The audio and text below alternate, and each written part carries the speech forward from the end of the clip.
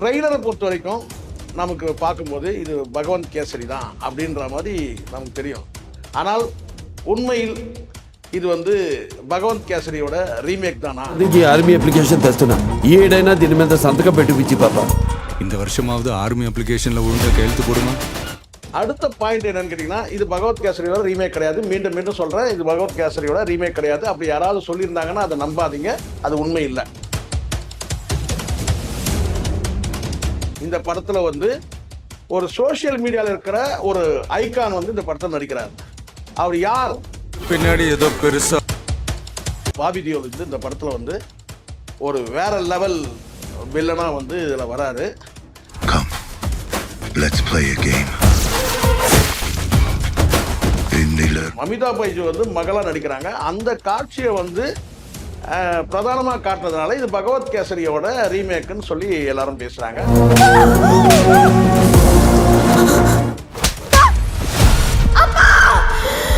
ரெண்டு அரசியலையும் வந்து பாத்தீங்கன்னா இங்க பேசுறது யாரு அப்படின்னு கேட்டீங்கன்னா, ஒரு அரசியல்வாதி, இந்த தீவிரமா பேசக்கூடியவர். அது யாரும் தெரியும். இங்க எல்லாரும் தமிழ் தேசிய அரசியல்னா ஒரு தீண்டத்தகாத வார்த்தை போலவும் வேற்றுக்கிற சொல்பவரும் மதம் குறித்து தீவிரமா வந்து பேசக்கூடிய பல வசனங்கள் வந்து அங்க தடையா இருக்குன்ற தகவலா சொல்றாங்க. சென்சார்ல அதனாலதான் அங்க தடையா இருக்கு.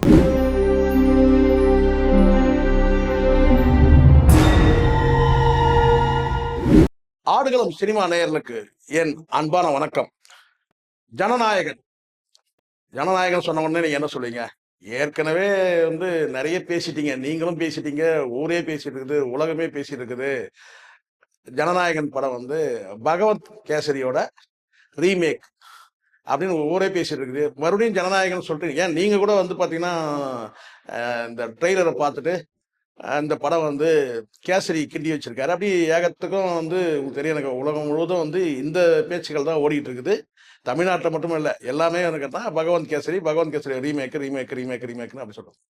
ஆனால் உண்மையிலேயே வந்து நாம் எப்பவுமே இந்த சினிமா, இந்த விஜயோட அரசியல் மாற்று கருத்து இருந்தால் கூட, சினிமாவை பொறுத்த வரைக்கும் நான் வந்து எத்தனை பேர் கூட எனக்கு இந்த வந்து அரசியல் மாற்று கருத்து இல்லை தனிப்பட்ட முறையில் ஏதாவது இருந்தால் கூட, என் தனிப்பட்ட முறையில் எதுவும் இல்லை இருந்தாலும் கூட சினிமான்னு வரும்போது பார்த்தீங்கன்னா நிறை குறைகளை நான் சொல்லிடுவேன். ட்ரெய்லரை பொறுத்த வரைக்கும் நமக்கு பார்க்கும்போது இது பகவந்த் கேசரி தான் அப்படின்ற மாதிரி நமக்கு தெரியும். ஆனால் உண்மையில் இது வந்து பகவந்த் கேசரியோட ரீமேக் தானா அப்படின்னு ஒரு கேள்விக்காக சில விடை தேடும் போது, எனக்கு சற்று நேரத்துக்கு முன்னாடி வந்த ஒரு தகவலை வந்து உங்ககிட்ட நான் பகிர்ந்துக்கிறேன். ஜனநாயகன் படம் பகவந்த் கேசரியோட ரீமேக்கு இல்லை. மிகப்பெரிய ஊடக ஜாம்பவான்கள்லாம் வந்து செய்தியை வெளியிடும் போது இது பகவந்த் கேசரி ரீமேக்னு சொல்லிட்டே இருக்கிறாங்க. யாரெல்லாம் எந்த ஊடகத்தெல்லாம் நீங்க தொடர்ச்சியா நீங்க பாப்பீங்களோ அந்த படத்தை இந்த ட்ரெய்லர் காட்சியை வச்சு இது பகவந்த் கேசரி தான், ரீமேக் தான் அப்படி சொல்றாங்க. ஆனால் நான் சொல்றேன், இது பகவந்த் கேசரியோட ரீமேக் இல்லைன்றது சற்று நேரத்துக்கு முன்னாடி எனக்கு வந்த சில தகவல்கள், கசிந்த தகவல்கள் நான் உங்ககிட்ட ஷேர் பண்றேன்.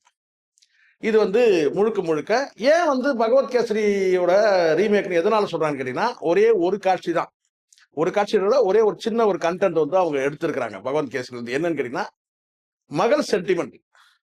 அந்த மகள் சென்டிமெண்ட் வந்து ஒரு அந்த பகவந்த் கேசரியில் வரக்கூடிய ஒரு அந்த காட்சி ரொம்ப இம்ப்ரெஸ் ஆனதால அது ஒரு காட்சியை மட்டும் எடுத்திருக்கிறாங்க. ஆனால் முற்றிலும் வந்து கதை வந்து வேற அப்படின்ற தகவலை முதல்ல ஒரு பாயிண்டா சொல்றேன். அடுத்த பாயிண்ட் என்னன்னு கேட்டீங்கன்னா, இது பகவத் கேசரியோட ரீமேக் கிடையாது. மீண்டும் சொல்றேன், இது பகவத் கேசரியோட ரீமேக் கிடையாது. அப்படி யாராவது சொல்லியிருந்தாங்கன்னா அதை நம்பாதீங்க, அது உண்மை இல்லை. ஒண்ணு. ரெண்டாவது வந்து பாத்தீங்கன்னா, சரி கதை என்னங்க அப்படின்னு சொல்லி கேட்டீங்கன்னா, கதை வந்து கிட்டத்தட்ட வந்து வழக்கமா நீங்க பல படங்கள் நீங்க பார்த்துருப்பீங்க. சாதி அரசியல் பேசும், மத அரசியல் பேசும், மற்ற வந்து கத்தி படத்துல பேசுற மாதிரி இயற்கை வளங்கள், விவசாயம் அழியிறது, இந்த மாதிரி வந்து கனிம வளங்கள் கொள்ளை, இதெல்லாம் பேசுவாங்க இல்லையா? இது எல்லாத்தையுமே இந்த படம் பேசுது. இவ்வளவுதான் கதை இவ்வளவுதான். இதை வந்து எதிர்த்து போராடக்கூடிய ஒரு இளைஞர், மத அரசியலையும் சாதி அரசியலும் கனிம வள கொள்ளை அரசியலும் இந்த இளைஞர் வந்து இதை தடுக்கிறதுக்காக அரசியல்வாதிகள் கிட்டையும் மாபியாக்கள் கூட இணைந்த அரசியல்வாதிகளோட இவர் வந்து எதிர்த்து போராடுற மாதிரி இதுதாங்க கதை. சரி, கதையும் சொல்லிட்டீங்க, அதுல நடிக்கக்கூடிய நடிகர்கள்லாம் யாரு, இவங்கெல்லாம் என்ன சொன்னா, நீங்க படத்துல வந்து சில பேரை பார்த்திருப்பீங்க. வழக்கமான நடிகர்கள் யாரு, நாசர், பிரகாஷ்ராஜ், இப்படி பிரியாமணி, பூஜா ஹெக்டே, இவங்கெல்லாம் பார்த்திருப்பீங்க. ஆனால் இந்த படத்துல வந்து ஒரு சோசியல் மீடியால இருக்கிற ஒரு ஐகான் வந்து இந்த படத்துல நடிக்கிறார். அவர் யார்? சோசியல் மீடியால ஐகான் அப்படின்னு சொன்னா கண்டிப்பா டக்குன்னு சில பேர் ஞாபகம்லாம் உங்களுக்கு வரும் இல்லையா? கண்டிப்பா என் பேர் ஞாபகம் வராது உங்களுக்கு. நம்ம ஐகான்லாம் கிடையாது, நம்ம சாதாரண ஆளு. மதன் கௌரி இந்த படத்துல வந்து ஒரு முக்கியமான ஒரு கேரக்டர்ல நடிக்கிறார். ஒரு ஆராய்ச்சியாளர், ஒரு சயின்டிஸ்ட் மாதிரியான ஒரு சயின்டிஸ்டா நீங்க எடுத்துக்கலாம், ஒரு ஆய்வாளர், ஒரு ஆராய்ச்சியாளரா இந்த படத்துல அவர் வந்து ஒரு முக்கியமான ரோல் எடுத்து இந்த படத்துல பண்றாரு. அப்புறம் சில பேர்லாம் உங்களுக்கு ஞாபகம் எனக்கு சொன்ன உடனே, ஏன் சார் நீங்க வந்து லோகேஷ் கனகராஜ் விட்டீங்க, இவர் அட்லியை விட்டீங்க, அவர் நெல்சனை விட்டீங்க, இப்படி நீங்க கேட்பீங்க இல்லையா? அவங்க வந்து கடைசியா வராங்க. அது எதுக்கு வராங்கன்றதை நான் அப்புறம் நான் சொல்றேன். இப்ப சொல்லிட்டா நல்லா இருக்காது இல்லையா? சரி, இதுல வந்து எம்ஜிஆர் வந்து இதுல என்ன ரோல்? எம்ஜிஆருக்கும் இந்த சாட்டை, இந்த நான் அடிமை இல்லை படத்துல வர மாதிரி சாட்டை எடுத்து வீசுற மாதிரி அடிக்கிற மாதிரி காட்சி இருக்கே அப்படின்னு வந்து ஒரு கேள்வி கேட்பீங்க. இந்த காட்சி எப்படி எடுத்திருக்கிறாங்க, எப்படி வருதுன்னு சொன்னா, இந்த காட்சி எம்ஜிஆர் படத்துல இருந்து, அதாவது எம்ஜிஆர் படம்னா போட்டோ, எம்ஜிஆர் போட்டோல இருந்து அவருடைய அந்த சாட்டை வந்து இவருக்கு வந்து கொடுக்குற மாதிரி, அதாவது கீழே விழுற மாதிரி இவர் பேசும்போது அந்த போட்டோ, எம்ஜிஆர் போட்டோ முன்னாடி நின்று இவர் பேசும்போது அந்த வசனங்களை கேட்டு, அது என்ன வசனம்லாம் உங்களுக்கு தெரியும் இல்லையா? எல்லாத்தையும் சொல்லிட முடியாதுல்ல. அது வந்து விழுந்த உடனே அந்த சாட்டையை வந்து எம்ஜிஆர் இவருக்கு வந்து பரிசீலிக்கிற மாதிரி, கொடுக்குற மாதிரி, இதை வச்சு இவங்களை அடிச்சு துவம்சம் பண்ணு அப்படிங்கிற மாதிரி அந்த சாட்டையை தான் வச்சு இவர் என்ன செய்யறாரு, எல்லாரையும் விளாசுற மாதிரி, விஜய் விளாசுற மாதிரி ஒரு காட்சி. இப்போதைக்கு இது போதும்னு நினைக்கிறேன். ஆனா எல்லாத்தையும் சொன்னா படம் சுவாரஸ்யம் இல்லாமல் போயிடும். இதுல வந்து பாபி தியோல் என்ன பண்றாரு அப்படின்னு சொன்னா, உள்ளபடியே நான் சொல்லிடுறேங்க. வந்த தகவல் தான் நான் சொல்றேன்.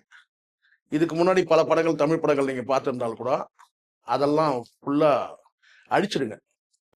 ஏன்னா பாபி தியோல் வந்து இந்த படத்துல வந்து ஒரு வேற லெவல் வில்லனா வந்து இதுல வராரு. படத்துல இருக்கிற சில வசனங்கள் மூலமா உங்களுக்கு தெரியும், வேற லெவல்ல.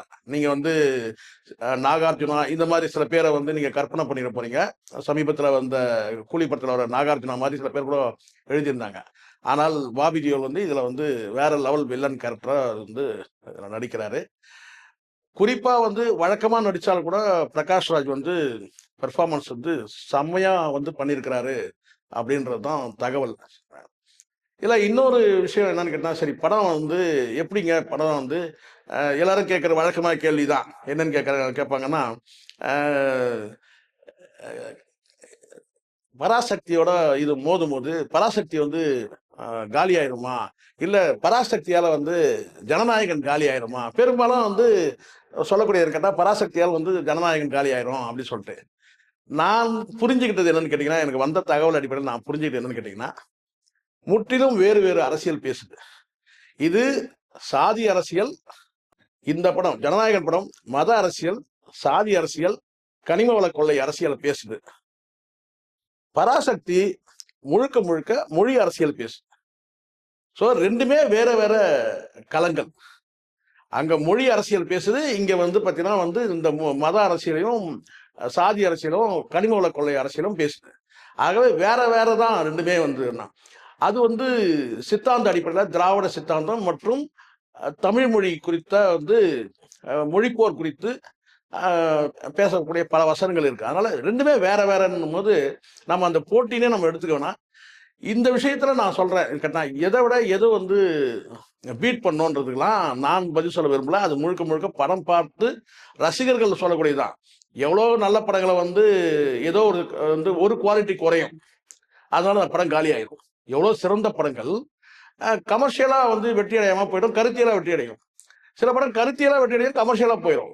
இது வந்து இந்த 2 படமும் வந்து பார்த்தீங்கன்னா கருத்தியல் கமர்ஷியல் வெற்றி எப்படின்றது வந்து மக்கள் தான் முடிவு பண்ணா. அதை நான் வந்து இங்கே உட்காந்துட்டு ஏதோ படத்துல வந்த பல காட்சிகள் எனக்கு வந்து தெரிய வந்ததுனால எனக்கு மட்டுமே தான் தெரிய வந்திருக்கு, வேற யாருக்கும் தெரிய வரல. நான் தான் இதை முதல்ல சொல்றேன். இது நான் பேசின அத்தனையும் உண்மை. இதெல்லாம் எதுவுமே இல்லைன்னா நீங்க தாராளமா என்கிட்ட கேட்கலாம். என்னடா ப்ரூடா விட்டுட்டுன்னு சொல்லலாம் நீங்க தாராளமா. நான் சொன்னது அத்தனையும் உண்மை. ஏன்னா படம் பேசக்கூடிய அரசியல் சொல்லிட்டேன், படத்துல நடிக்கக்கூடிய நடிகர்கள் சொல்லிட்டேன், சில காட்சிகளும் நான் விளக்கிட்டேன்.